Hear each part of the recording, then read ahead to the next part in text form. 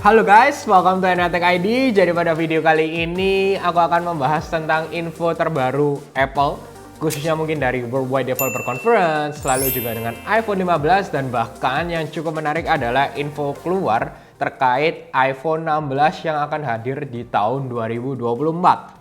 Jadi iPhone 14 Pro Max sudah aku gunakan kurang lebih sekitar 7-8 bulanan ya. Jadi dari awal pertama keluar di bulan September, aku waktu itu impor langsung dari Singapura dan langsung aku mendapatkan iPhone 14 Pro Max bisa dibilang 1 minggu setelah rilis di Singapura.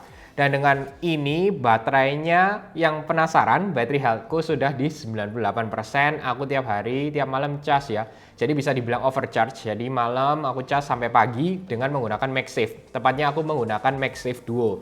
Untuk iPhone 14 Pro Max bisa aku katakan aku cukup puas dengan yang diberikan dan pastinya tiap tahun akan ada yang improve baru dan aku juga bisa merasakan bahwa mungkin perlahan update-nya tidak terlalu besar.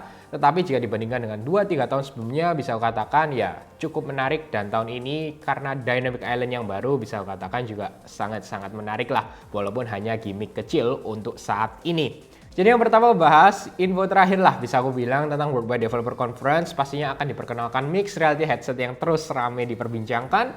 Lalu juga dengan operating system yang baru khususnya di iOS 17, iPadOS 17 dan juga macOS terbaru yang akan hadir di Worldwide Developer Conference nanti atau tepatnya diperkenalkan dan biasanya rilis di sekitar bulan September-Oktober.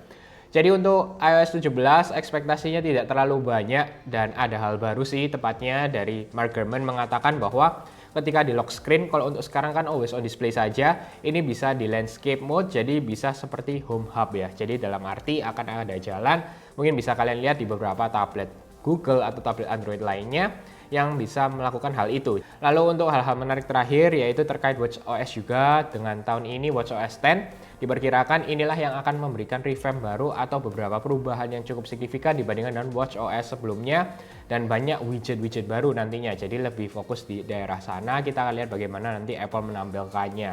Dan juga untuk mixed reality headset tidak banyak ada hal baru, lebih intinya bahwa ini akan menjadi kacamata pertama Apple dan harganya pasti akan sangat mahal dan akan memberikan maksimal apa yang bisa diperkirakan, apa yang bisa diberikan dari third party developer untuk memaksimalkan penggunaannya sama seperti pertama kali keluarnya Apple Watch dan saat ini bisa kita lihat improve yang sangat signifikan dibandingkan dengan Apple Watch yang pertama. Sebelum Worldwide Developer Conference pun Apple juga sudah mengeluarkan Final Cut Pro dan juga dengan Logic Pro untuk iPad. Jadi bisa aku katakan iPad sekarang ini menjadi pro yang sesungguhnya terima kasih kepada aplikasi-aplikasi yang hadir dari Apple. Dan memang ini sedikit berbeda ya. Jadi bagi kita pengguna, tepatnya aku juga yang menggunakan Final Cut Pro di Mac akan perlu menyesuaikan kembali karena adanya perubahan-perubahan detail-detail cara-caranya. Ya walaupun tidak signifikan tetapi berbeda. Jadi harus ada hal baru dalam arti jangan disamakan persis dengan Final Cut Pro yang ada di Mac. Tapi Apple juga memberikan kemudahan di mana ketika kita mengedit nih di Final Cut Pro untuk iPad,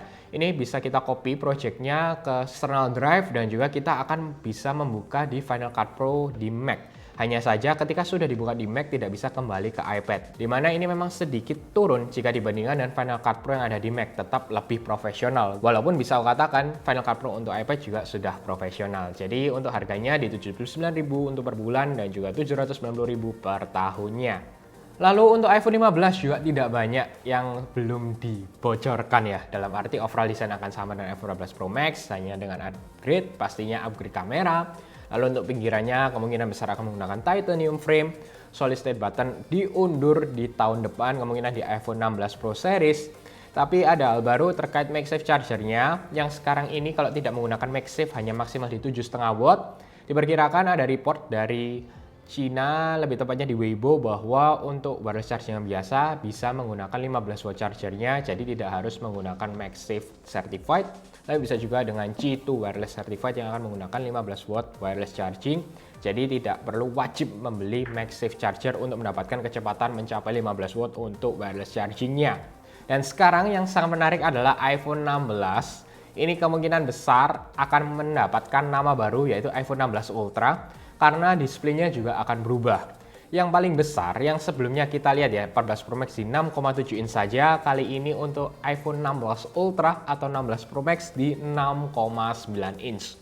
dan diperkirakan akan memberikan perubahan yang cukup signifikan seperti titanium frame kemungkinan yang akan hadir di 15 Pro akan datang juga di 16 Ultra, dan juga dengan solid state button ini hal baru juga akan mendapatkan di iPhone 16 Ultra. Bisa katakan ini adanya perubahan selalu ya, tetapi terkait display biasanya tetap sama dalam arti jika sudah ada reportnya biasanya displaynya besarnya tidak ganti.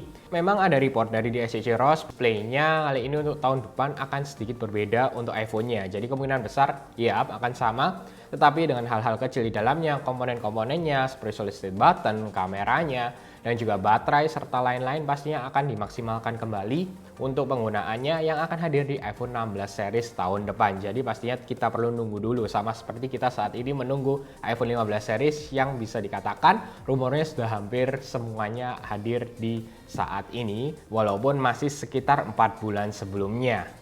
Baik, itu aja yang share ke kalian. Bagaimana menurut kalian? Langsung aja komen di bawah, kita bahas bersama. Dan memang kita akan menunggu di Worldwide Developer Conference, baru akan ada yang info-info yang lebih banyak.